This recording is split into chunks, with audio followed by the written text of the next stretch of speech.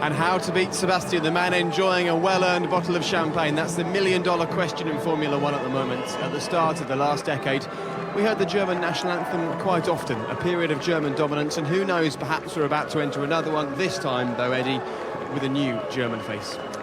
Well, you'd have to say, the balance of what we've seen this season, I can't see anyone beating. This guy has found new legs, a new performance from his wins last year, and he's at a different level to anyone else this year, and it's going to take an almighty effort by anyone else to actually compete against him. Now, the three drivers that we can see there celebrating on the podium were in a class of their own in what was a pretty frantic Grand Prix, but Sebastian was still a cut above the other guys, wasn't he? Well, what I liked about him, he was able to manage the situation, things that he never did before, or never certainly with its obvious effect. The fact that he came in, covered a tyre situation, I don't think he'd have done that last year, and that's the measure of his confidence that he's now operating under. We mentioned during commentary more pit stops than any time since Donington in 1993. I dare say as well, we've probably had more overtakes than in the last 18 years in Formula One. Certainly, without doubt. It was an incredible Grand Prix, almost too much. We saw a lot of the DRS opening up and cars easily nipping past each other. Well, I think David and Martin both alluded to the fact that we must be very sure that it's not just too easy. They should be able to get alongside each other, but they shouldn't be able to just breeze by like a Sunday afternoon drive. I think that was probably just too much for me. OK, well, it wasn't really a Sunday afternoon drive for either of the McLaren cars. They both struggled a bit with pace today. Jenson Button thinking that one stop less than everybody else would help him out, but it wasn't to be. Let's hear from the McLaren team principal, Martin Whitmarsh. Well, Martin, good day at the office? No, I'd say a fairly average one. I think, you know, this weekend's been a bit tricky, really. I think to leave here with Lewis still in second place in the Drivers' Championship is a reasonable situation, but you know, we had a number of things go wrong this weekend in the race itself, and obviously losing some places at the beginning. Very difficult to recover from that. If you get into having to be aggressive with the tyres to get through the field, you're just damaging your tyres. I think Lewis had showed some good race pace, but by that time really couldn't do anything with it. Jenson, I think 3-stop was, even for someone like Jenson, probably a stop too short. So he was the quickest of the 3-stoppers, but probably that wasn't the right strategy. So we had a couple of glitches in the pit stops as well. I've got to say, Chief Mechanic did a great job, though, to avoid an accident. We had some other exciting moments between our drivers on the racetrack, and we had some exciting moments in the pit lane. So I hope it was nonetheless a good show, but we were a little bit disappointed. We'll come out of this and see if we can do a better job in 2 weeks' time in Spain. Well, especially when you won because of good strategy in China, and here it seems both the strategy in terms of not saving any tyres in qualifying hurt you, and the strategy in the race hurt you as well. Yeah, no, I think in fairness, the strategy with Lewis was right. I think it was a reasonable strategy with Jenson, but I think it didn't help him. It's a bit like that. I don't think it particularly harmed him. And I think the absence of fresh option tyres, I don't think that was significant to the outcome in the race. Frankly, we didn't bring all the developments we wanted here, so we weren't quite as quick as we wanted to be. And when you're not, and then you lose places, you didn't quite achieve what we could have done in qualifying, then you lose some places at the beginning of the race. It's quite difficult to recover from that. And both guys, I think, did a great job. They raced each other pretty hard on two different strategies, and hopefully still it was an entertaining show, and we'll improve upon it in 2 weeks. Well, they're always looking for constant improvement in Formula One. I dare say a few nerves actually on the McLaren pit wall, because their cars were very close together. Very well behaved, both Jenson and Lewis, but he mentioned problems there, Martin Whitmarsh. The problems came in the pit stops, and when it's this frantic and it's this tight and there's so many pit stops, it's so hard for the crews to get every stop nailed bang on, isn't it? Well, again, the commentary made it very clear. For this racing, you cannot look away for a second. Gone are the days you could go and make yourself a cup of tea. They cannot happen, because you come back and you see a completely different order of the race situation, with the exception of Vettel, of course. But this was exciting. Martin has been very correct. I think there were probably actually a bad strategy for Button. He just really never gave himself a chance, and he didn't give himself the option by having another set of tyres. I think the damage was caused by yesterday. And it's tough for the drivers at the moment. It's really tough for the strategists. Of course, McLaren got it right 3 weeks ago. They got it slightly wrong today, and they got punished. But what about Mercedes? They had their best qualifying of the season yesterday. The race didn't quite pan out as hoped. Here's Brawn.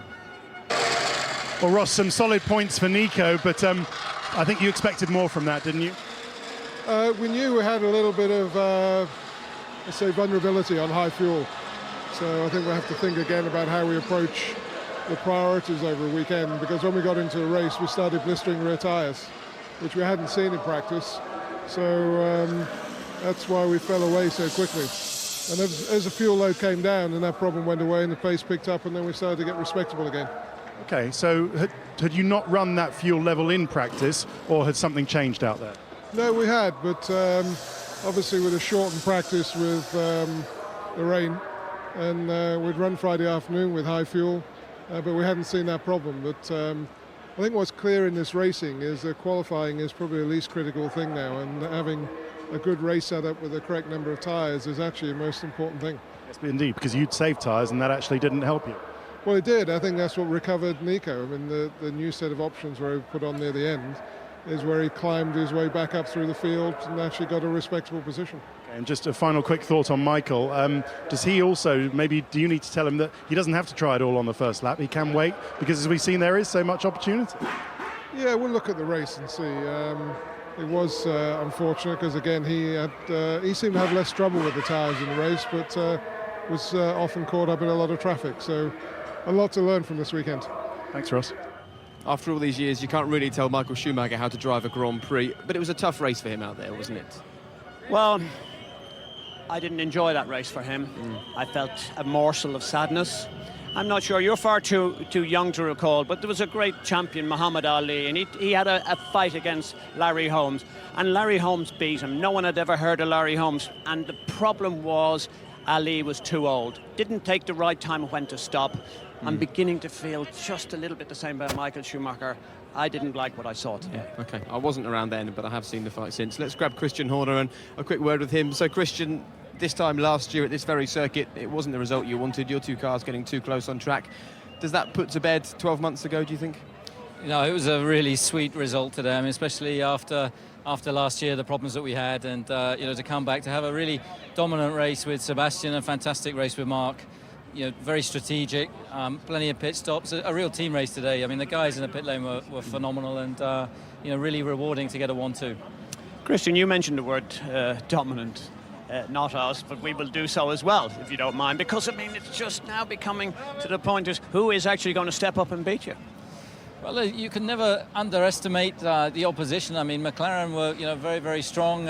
You know, the last couple of races, they weren't, you know, right there today. Mercedes looked very strong yesterday, and Ferrari, as you can see, they're back and pushed us really hard today with Fernando. They're very soft on the tyres. They make them go very, you know, a long way, and I think it's going to change. I think there's a long way to go in this championship, and it's important that we capitalise on days like today.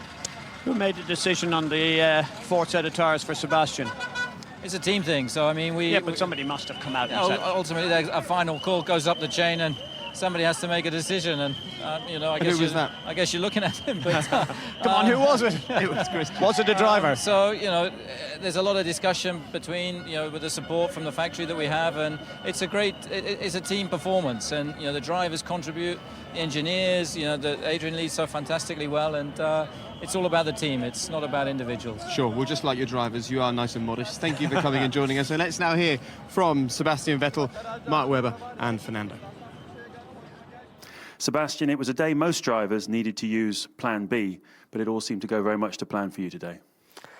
Yeah, I think, you know, we had a smooth race, obviously a very good start, which was crucial. And then I was able to pull a gap right in the first stint, which was important because then we could, you know, afford to stay out a lap longer, wait what the others are doing in terms of strategy, and then just react. So all in all, you know, we've always had this, I would say, 3, 4 to 8 seconds cushion to the, you know, second guy, and yeah, obviously it makes my life easier and our life a bit easier to find out which strategy is the one that really works.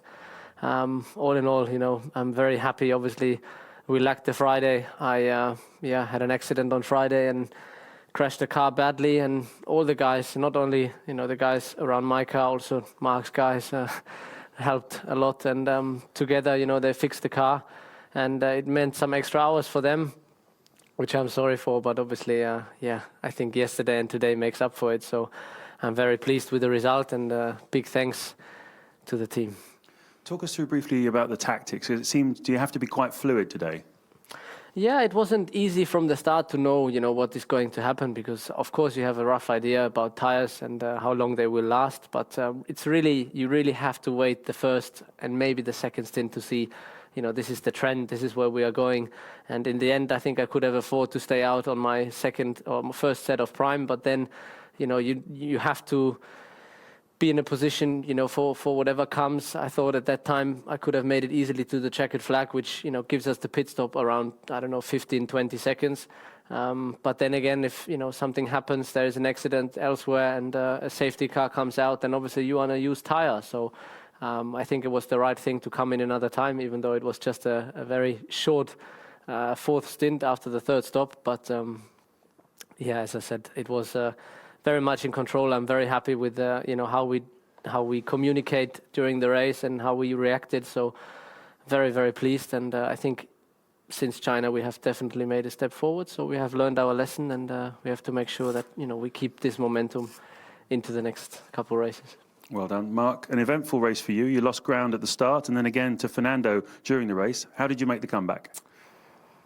It was eventful, wasn't it? I think the start wasn't that easy out of that side of the grid, which we probably expected a little bit, but it's not the end of the world, as we've seen from the last race starting 18th. It doesn't really matter if you're on the dirty side or whatever, even if at the front. So I spent a few laps obviously trying to clear Nico, which is never ideal. Obviously then Seb got a bit of a gap, and I was then a little bit on the back foot from there, obviously, clearing Nico, and then the guys pitted me probably a bit earlier than I expected, because I knew that the undercuts were coming into play, and clearly there was a gap for us to come into. So that's the way it went, and that was really we made our bed in terms of our strategy from then on. Then the fight with Fernando in the middle of the race was a little bit unexpected. I think he drove fantastic today, and it was a good fight for both of us. Obviously, we used the DRS to get the moves done, and so that was part of it. But I think the tyres, play a huge role in there. So in the end, I had a fresher set of tyres from qualifying, got the job done on Fernando, and then that was it really. But congratulations to Seb, another victory. He's on a roll, obviously, and but this is the maximum I could get today. There were a lot of multiple phase overtakes today, passes lasting several corners. What was that like? No, I just think it's because of the way the circuit is on the last sector there, obviously trying to get into the braking for 12, and then the guys can either run around the outside, then you're in 13, and then you've got to try and have the rhythm or the line correct even to open the next lap. So it's the reason why it's like that around here. Fernando, you were second for quite a bit of the race, third at the end, but you must be pleased with the pace of Ferrari today. Yeah, absolutely. I think we did a good weekend overall. The car performed a bit better than what we did in the first three races of the championship. So finally we enjoy racing again, and we enjoy a race fighting for the podium positions, and as you said, changing second and third position through the race. And as I said, finally we enjoy racing again. Tell us about the pass on Mark and the way you got him back. Yeah, it was obviously, as Mark said, we lost a little bit of time behind Rosberg at the beginning of the race. So without any more the possibility to fight with Sebastian for P1, we concentrate in P2. I had a little bit advantage in terms of tire degradation maybe at that part of the race compared to Mark. And as Mark said, we used the DRS, and I was able to overtake him. And then in the last part of the race, it was more or less the opposite.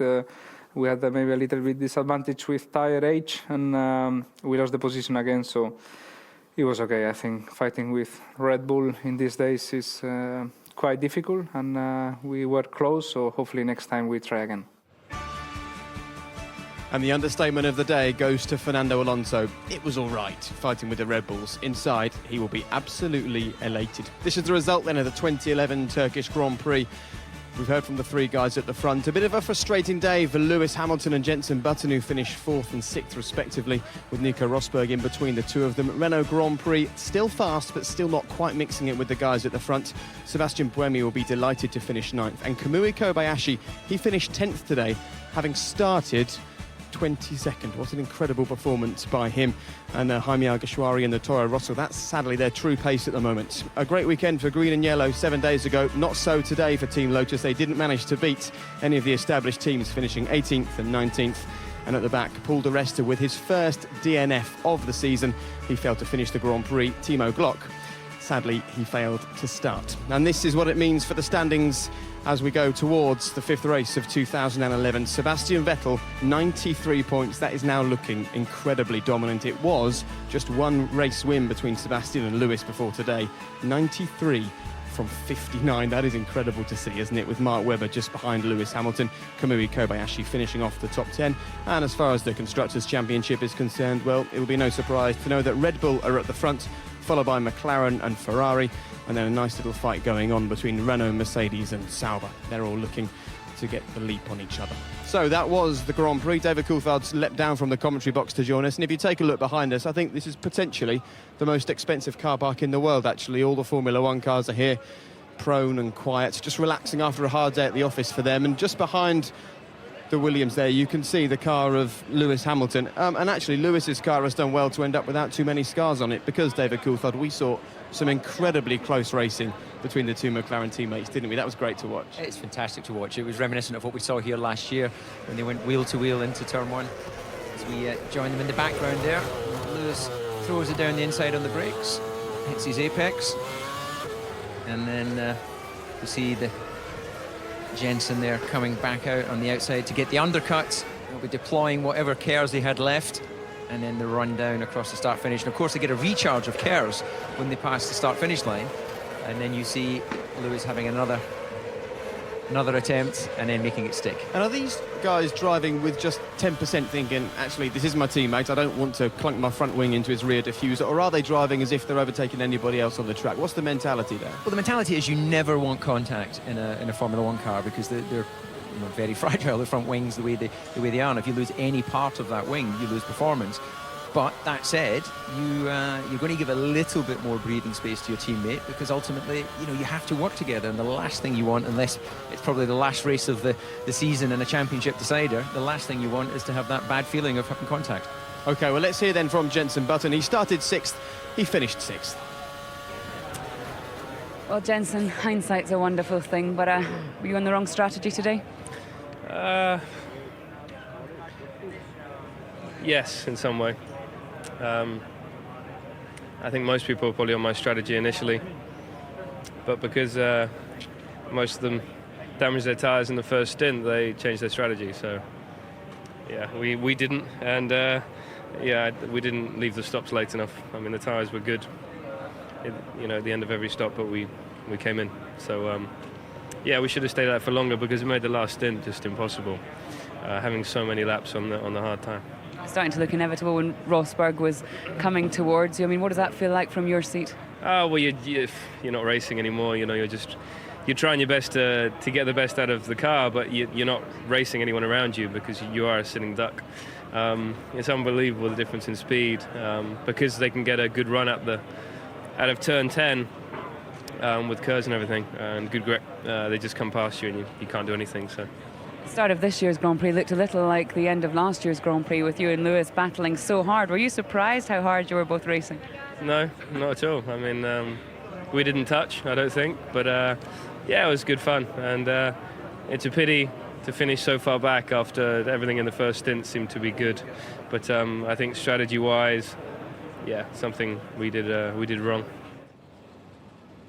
Well, strategy is tough to get right at the moment. They liken Jenson Button to Alan Prost. They refer to Jenson as the professor these days. When the season started, everybody said, OK, we've got marginal tyres, but Jenson will be fine, he can make them last. Once again, a demonstration today that even with very careful, cautious driving, as we saw from Jenson, it's nigh on impossible for these guys. It's more and more emphasis is on the strategy, Jake, and we've seen Martin Whitmarsh's call to question. Look, we asked Jenson Button just there, and he said, yes, strategy was wrong. You make the strategy mistake, there's no way back. Yeah, just the way these tyres are, you know, you go into it with the hope that as the track evolves during the race weekend, the information that you pick up on Friday where they're typically doing the long runs, the track evolves, puts down more rubber, and then you usually get a bit more life out of your tyres on a Sunday. So there is an element of guesstimation in the planning of this strategy, and of course in hindsight it's always easy to say someone got it wrong, but I think a key point is even the smooth driving style of Jenson isn't sufficient to make these tyres go beyond the desired length, which Pirelli predicts, which is a maximum of sort of 100 kilometres. Sure. Well, I suppose the races can also be won and lost in the pit lane as well as on the tyres at the moment. Lewis's third pit stop was something of a disaster for McLaren, a 21-second pit stop. And these are the same guys who only 3 weeks ago were getting him out into the race. They were the saviours of that Grand Prix. Unlucky here. The front right, obviously a problem with the wheel nut, and then frustration for the driver, obviously sitting there, frustration for the whole team, and they'll go through an analysis of what exactly, and then double frustration, of course. Pete Vale, their number one, their chief mechanic, I should say, having to hold the McLaren a bit longer to allow the Ferrari to make its pit. Yep, Lollipop Man of the Day award goes to Pete Vale. Beyond doubt. Let me tell you, when you're sitting in the car down as low as that and you're Lewis Hamilton, you know there's been a bit of a muddle and a mess up. You're not looking at the Lollipop Man, you're looking at the guy on the front jack. You just want to go. So full marks to the whole team. I thought it was a sterling effort in this particular situation. And when they told Lewis in the race, get past Jenson for P4, his immediate answer, in the car, what about P3? He wanted to get further forwards, end up on the podium. Sadly, the podium that we're just underneath at the moment, he wasn't lucky enough to be standing on there. However, he did finish fourth. Let's hear from him. Lewis, was it a tale of two pit stops? You had that great one that got you out in front of Massa, and then sadly the longer one at the end. Yeah, it was just one of those races. I think, of course, the pit stops is somewhere where we can always improve. But I think I really lost quite a lot of ground at the beginning of the race when I tried to go down the outside of Webber. I had such great pace, and in actual fact, I had too much front wing in the car to start off with. So that is one of the reasons you struggle to look after the rear tyres. It's better to drive a car with more understeer, and I had a bit too much front end. And obviously trying to get past Jenson, I had so much pace at the time. Once I did get past him, my tyres were finished, so that forced me into a four-stop, or I don't even know, how many stops did I do? Four stops. And yeah, but I think we did pretty good job considering when we had a bad pit stop as well. I think we did a pretty good job to get back up to fourth.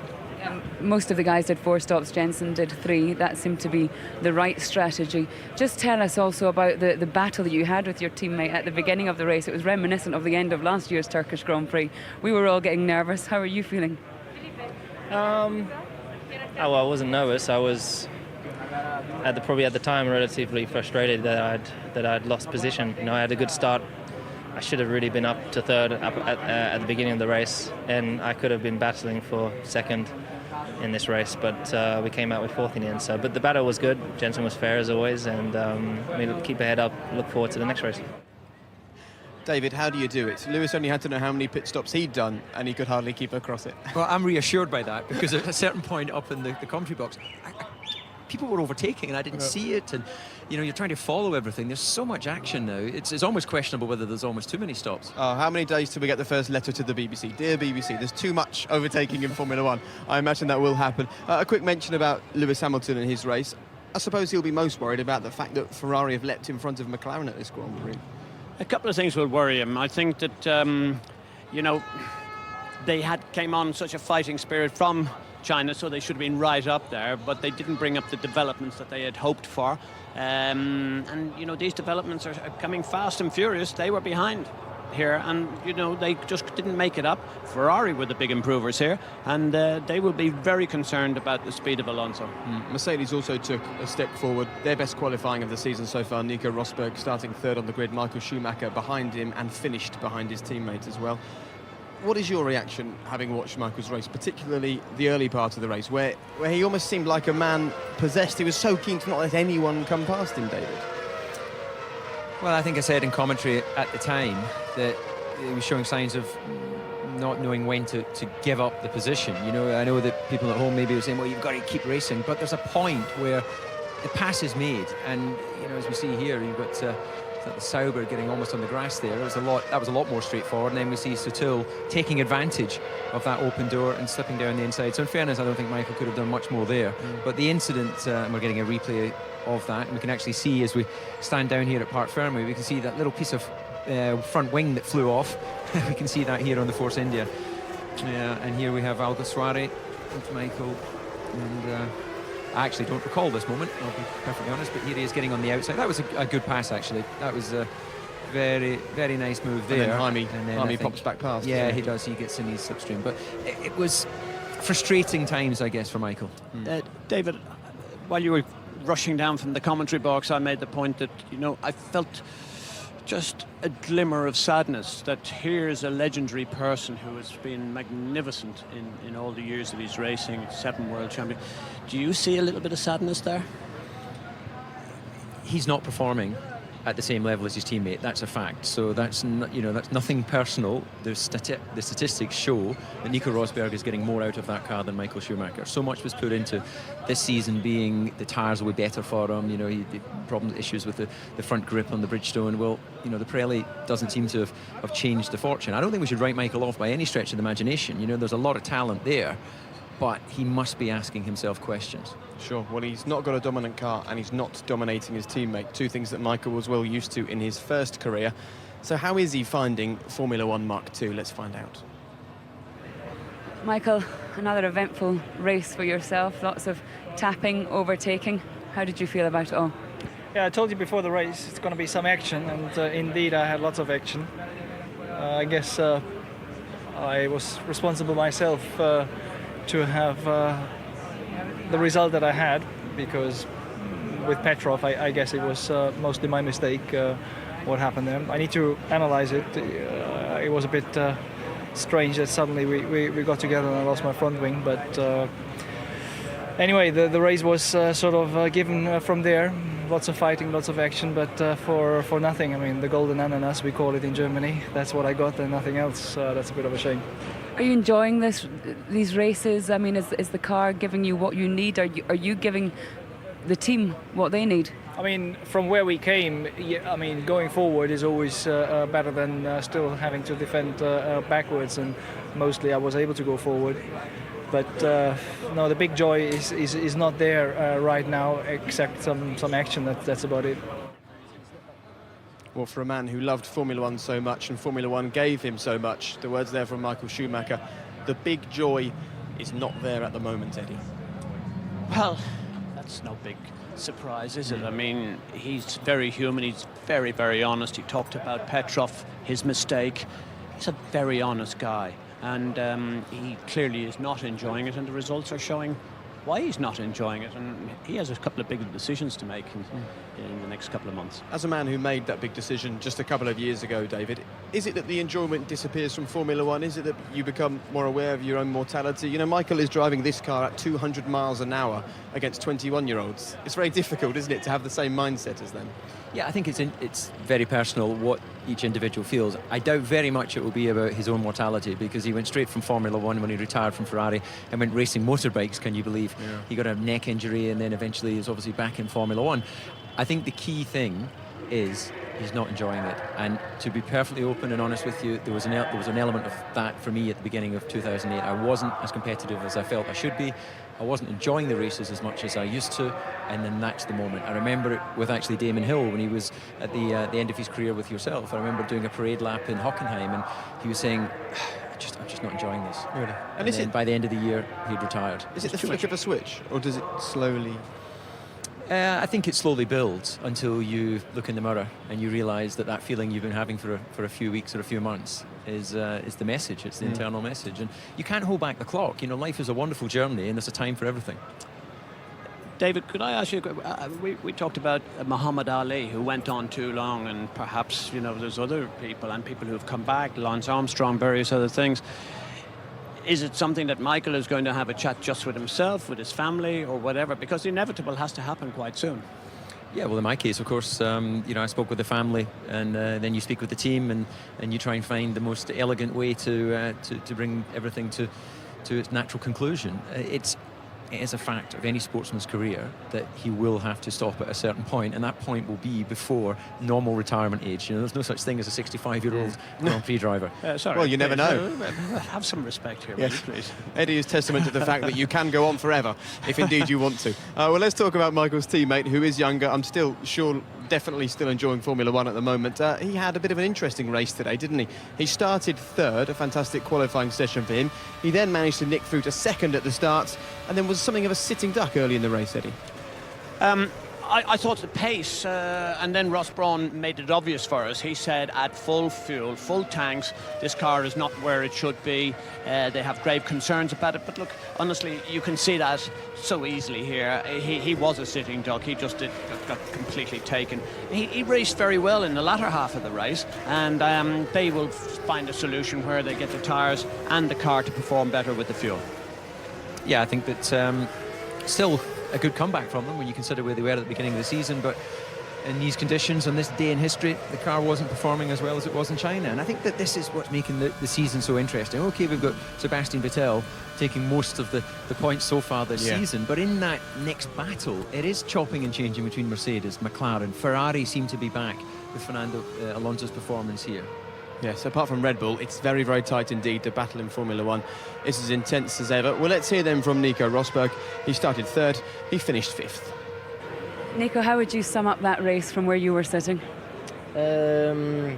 Exciting for one, a bit of a chaos too, because I didn't really know what was going on anymore, where I was on strategy, and I was really disappointed in the beginning, but then in the end I was still with the McLarens, you know, and past Jensen, and so okay. It's not too bad, and in general we have to say that it was a positive weekend for us because we're moving up, getting stronger, progressing, and you know, we know where we can improve still. We haven't really put any massive upgrades on the car yet, so things will start improving now with new parts and new ideas, and now we understand very clearly that we need to work on the race because qualifying is looking better and better, but still struggling a little bit in the race, so that's important to have learned that today also. So in general it's got to be positive. There was that sort of quiet time in the middle of the race when you went on to the hard tyres. At that stage of the race, can you work out in your mind that you're going to soon be passing Jensen Button towards the end of the race? No, not at all. Definitely not. And I don't know, I have to speak to the team to see if it's possible to make things a bit clearer for me in my head, because it's so difficult to understand when you're out there. And I was so disappointed. I thought I would, you know, at one point I just saw myself going backwards and the Renaults started arriving. I started getting pressure from Renault, and so I was like, okay, this is terrible. I'm so slow. But then in the end, it was still okay. So it was just a strategy. And I think, again, on strategy, I'm sure they did a really good job to get me, to keep me all the way up there. And in the end, come back and pass Jensen and things like that. So I think it was everybody did the best possible job this weekend. And so it's okay. It is okay indeed. Well done, Nico Rosberg. Well, we're now making our way down the pit lane. We saw so much action in this pit lane today, David. One very close call, actually, with what may well be described as an unsafe release, but it's nigh on impossible when there's this much going on in the pit lane. It's a big call for each of the team personnel, and in the case of, we see the pit stop here with Ferrari, it was marginal. There's supposed to be a marker, actually. We should look out for that, whether the teams have moved it. There's supposed to be a mark on the actual pit wall, which gives a point where they can release. In fact, once we come back in vision, maybe we'll just wait where we are here, but you'll see the release here. Felipe Massa pulls out, and then he's like, right, there's a car there, so that definitely was marginal.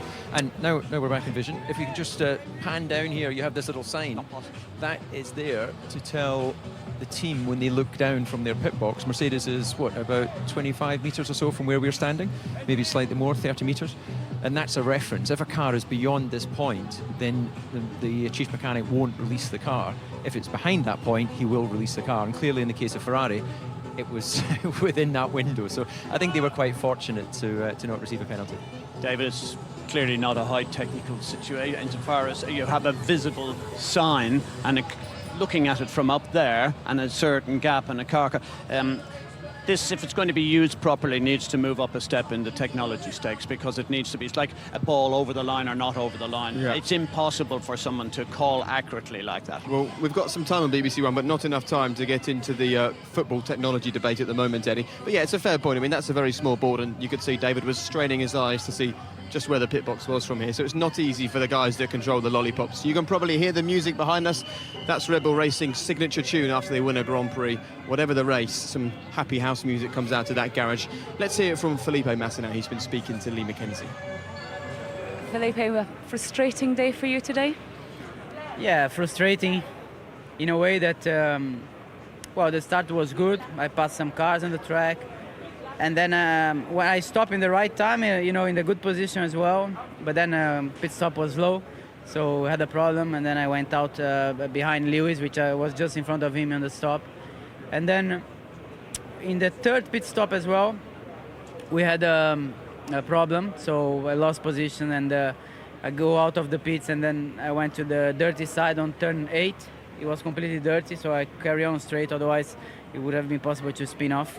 So, and then I lost again positions, and then the last pit stop again I had a problem. So, anyway, everything happens in the race. The positive thing is that the car was I would say, competitive on the pace, and I think this can be a positive thing for Barcelona. Well, no points for Felipe Massa today, but he was driving really well at the start of that race, and David and Martin made the point in commentary. And who says fans don't come to the Turkish Grand Prix? Nice to see them all here. David made the point in commentary that in the early part of that race, it was almost like the old Felipe, wasn't it? Felipe has brought his game right up, and there were a lot of questions asked about 3 races ago. Will he be there? Won't he be there next season? If he keeps going on like this, he is a really lovely boy, and he will be a perfect teammate for Alonso. Alonso doesn't work well with really strong teammates. We saw that with Hamilton. I think these two are very well matched and a very good marriage. Okay, sure. Well, these guys have enjoyed the Grand Prix today, and if you have, then you can see the highlights all over again tonight. He always plays to the crowd, does Eddie? The highlights tonight on BBC 3 from 7 o'clock. Now, it's a very big day in the Rugby League today, particularly for Halifax. You can join Claire Balding right now on BBC 2 for the 4th round of the Challenge Cup. And we'll be back with the next Grand Prix in 2 weeks' time. We really will be back in Europe. We'll be in Spain on BBC One and BBC One HD. And we've had plenty of time to chat to you here on BBC One, but we're not going anywhere just yet if you press the red button. Love F1? Yes. Want to see even more? That's right. Then you know what to do. No idea. You need the F1 forum. The F1? F1? Not heard of the F1 forum? Yeah, I remember that. After the show, just press the red button. Which red button? Or you could stay tuned for Escape to the Country. Tell you what also to watch. Yeah, thanks, Jensen. There is nothing else. The F1 forum for more reaction, analysis and behind-the-scenes action. Press the red button. There's no reason why not. This weekend it's time to do it. Amazing. Have a look. So we'll see you all there. Difficult to say. Oh, come on. Mark, surely you're with us? Say yes. Of course it's a yes, and you should join us as well. You can email us, you can text us, you can get in touch via Twitter at JakeHumphreyF1. So, David, where does this leave us then going towards Spain in 2 weeks' time? Well, who can stop Sebastian Vettel? He looks all dominant at this point. An intriguing battle between Ferrari, McLaren, Mercedes. Eddie? Domination. Vettel just looks supreme, brilliant, come of age. Yeah. OK, well, how about that for a Grand Prix? Thank you both very much for spending it with us. Formula One is almost unrecognisable, isn't it, from 2010? Stop after stop, lap after lap, overtake after overtake. The big question is, can anyone catch Sebastian Vettel? They're all fighting, and they're all fighting hard. But at the moment, it's Red Bull and it's Sebastian Vettel who lead the way. The fans, though, they haven't given up on Formula One by a long stretch. They're ready for an incredible season. See you in 2 weeks. Along the avenue of hope, the footsteps falter, the fingers grope, and the days stretch out beneath the sun.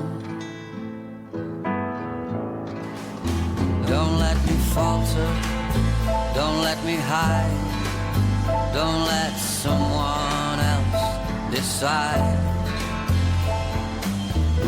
just who or what I will become. Don't make them borrow, don't make them bring, don't let them wallow, don't let them sing. Let them stretch out beneath the sun.